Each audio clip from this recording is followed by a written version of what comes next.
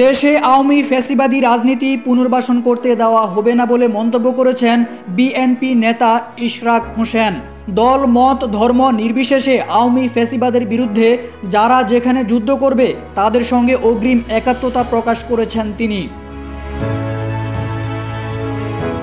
নিজের verified Facebook পেজে এক স্ট্যাটাসে এসব কথা বলেন ইশরাক। তার এই মন্তব্যের সঙ্গে সহমত পোষণ করেছেন অন্তর্বর্তী সরকারের তথ্য ও সম্প্রচার উপদেষ্টা নাহিদ ইসলাম এবং জুলাই শহীদ স্মৃতি ফাউন্ডেশনের সাধারণ সম্পাদক সার্জিস আলম।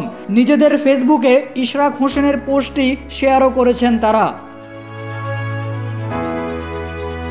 ইশরাকের এই পোস্টটি নিজের ওয়ালে শেয়ার করে নাহিদ ইসলাম লিখেছেন, এটা প্রজন্মের লড়াই, নতুন বাংলাদেশ মানে নতুন রাজনীতি ও নতুন বন্দোবস্ত, ঐক্যবদ্ধ প্রতিরোধ এবং পুনর্গঠন।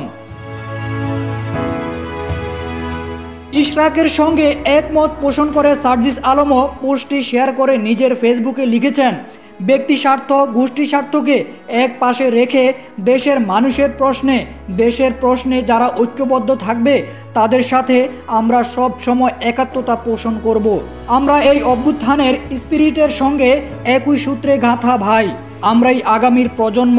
এই মানসিকতা আমাদের সব সময় ছিল, আছে এবং থাকবে। ইশরাক তার ফেসবুক পোস্টে লিখেছেন, ফ্যাসিবাদের বিরুদ্ধে জাতীয় ঐক্যমত্য সুস্পষ্ট হওয়া উচিত। গণতান্ত্রিক দেশে ফ্যাসিবাদ রাজনীতি করার অধিকার রাখে না। যেই মতাদর্শ অন্যের অধিকারে বিশ্বাস করে না তাদের আবার কিসের অধিকার?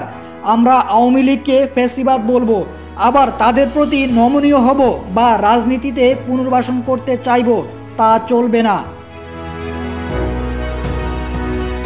কিঞ্চিত সুযোগ পেলে ফ্যাসিবাদ কি করতে পারে তা গত কয়েকদিনে নিশ্চয়ই স্পষ্ট হয়েছে।